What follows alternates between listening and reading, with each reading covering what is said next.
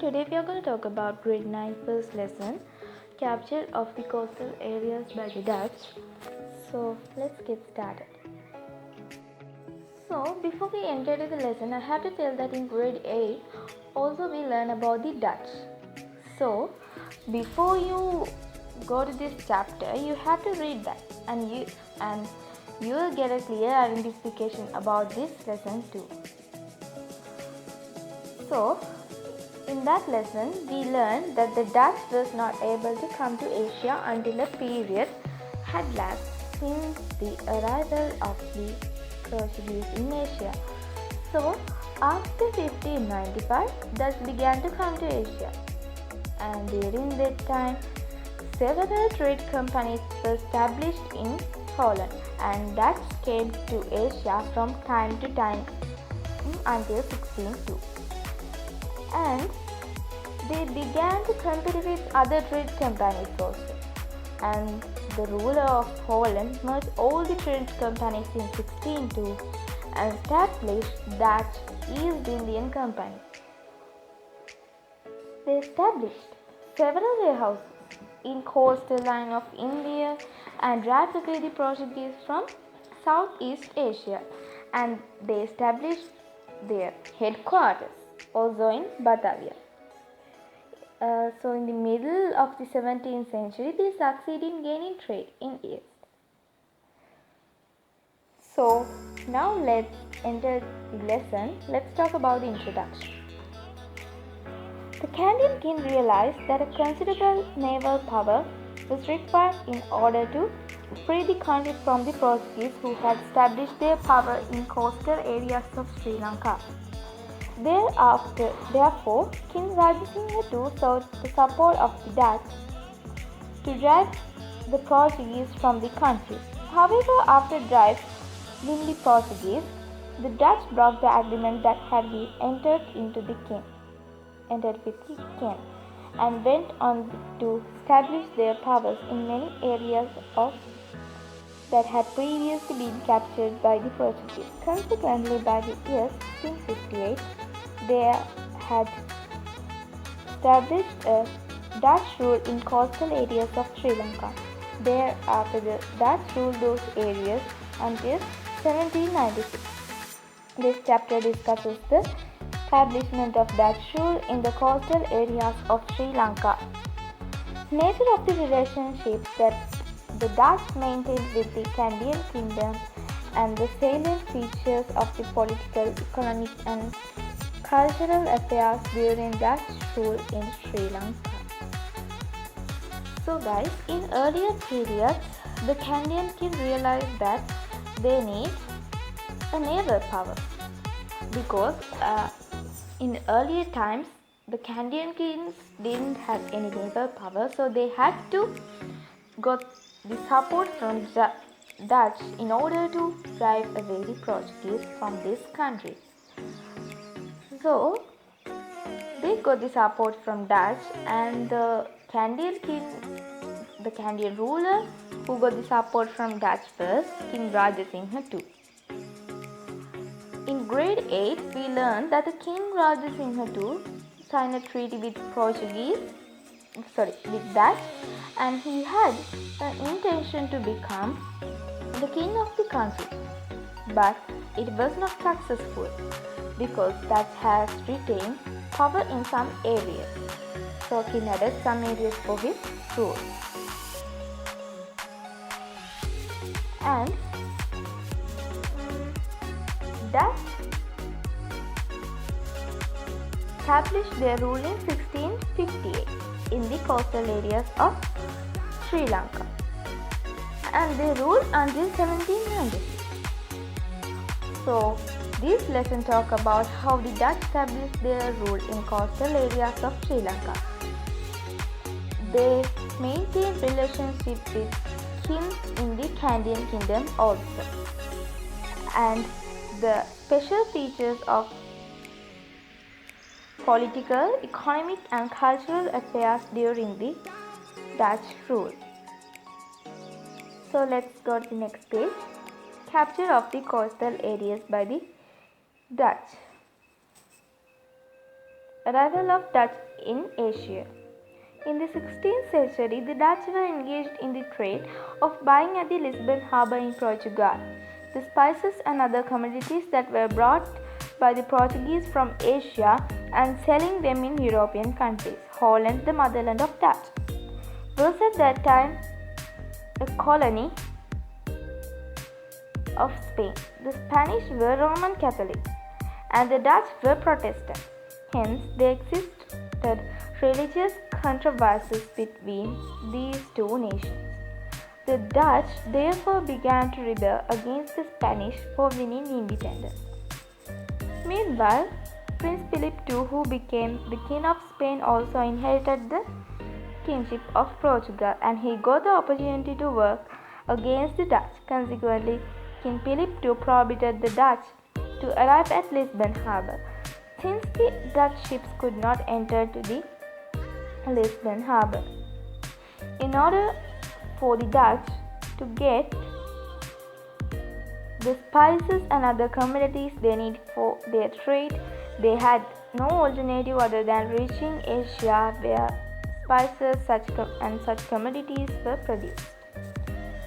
So guys, in the 16th century, Dutch engaged in trade and the commodities and spices are brought through the Lisbon harbor in Portugal.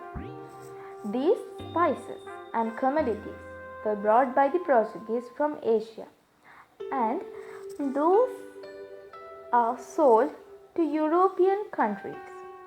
And at that time, Holland became a colony of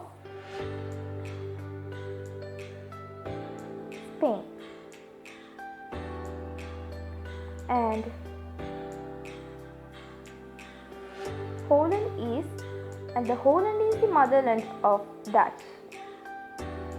Holland is presently known as Netherlands. So I'll show you that country from a world map. So guys, this is the Netherlands. You can see it. The Netherlands is situated in here. You can see it, a small dot. So let's enter to the lesson again. The Spanish and the Dutch nations were Roman Catholics and Dutch were Protestants at that time. Between two nations existed a conflict. So Dutch rebelled against the Spanish to win the freedom.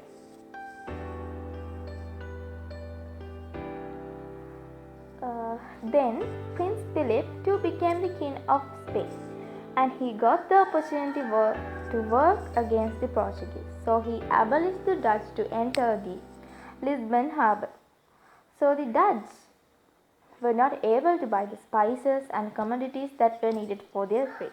So they didn't have any alternative other than Asia, where spices and commodities were produced. So you can see a picture below. This is a picture of Dutch East Indian Company's logo. Where can we see this logo? We can see this logo in Gold Fort of Sri Lanka. So let's move to next page. The Portuguese had taken steps to prevent the knowledge about the sea routes to Asia from being passed away to other European nations. Until a century had lapsed since their arrival in Asia. During that period, they did not allow a single Dutch, English, or French national, except for those whom they completely trusted to come to Asia on their ships. The Dutch, however, succeeded in discovering the sea routes to Asia by about year 1595. By employing spices in various ways and by other means, a competition was created among Dutch companies themselves in buying the commodities produced in Asia. Further, none of the Dutch companies had been given any legal authority to act. in Asia on behalf of Holland. Having taken this situation into consideration, the Dutch ruler went on to amalgamate several Dutch trade companies and formed the Dutch East Indian Trade Company, or the VOC Company, in 1602. According to the royal mandate of this company, it was granted powers to engage in trade activities in Asia on behalf of the Dutch government, to conquer the areas, to build fortresses, to appoint governors, and to rule the relevant areas. Guys, at this time, Portuguese took steps to prevent the knowledge about sea routes to Asia until a century had passed since their arrival. So they gave permission only to persons who were completely trust, except English, French, Dutch. Then after the Dutch found a new sea route to Asia in 1595, and in 1602 their trade companies had arrived to Asia. There was a competition with their trade companies themselves in buying the commodities produced in Asia, and at that time the Dutch companies had given legal authority to act in Asia on behalf of Holland, and the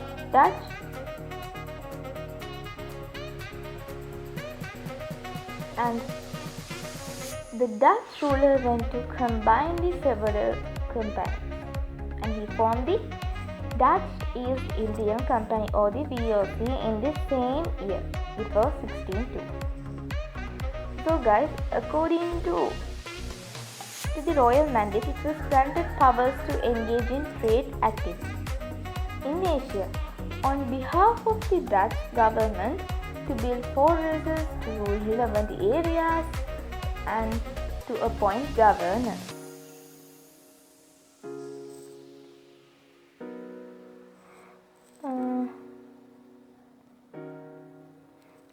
So, after year 1602, the VOC company grew financially stable, and hence the Dutch were able to send very powerful fleets of ships to Asia. The Dutch who arrived in Asia in this manner under the VOC company established their headquarters in Batavia in Java Islands, and established their power in islands in East Asia and in several locations in the coastal areas of India. In building their trade power in the Indian Ocean, the Dutch invariably had to fight against the Portuguese. So guys, then in the same year, in 1602, the VOC grew financially fixed, and they were able to send very powerful ships to Asia. The Dutch established their headquarters in Batavia in Java Islands. So I will show you that island from a map. Wait. So guys, the Batavia was in here. So I'll show you a clear map. In a very clear map. So this is the Batavia. It is situated in Java Islands. In the middle of that. So let's enter to the lesson again. So guys,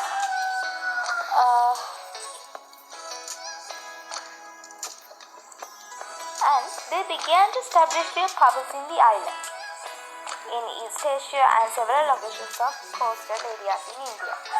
They built their trade power in Indian Ocean, and that had fight against the Portuguese.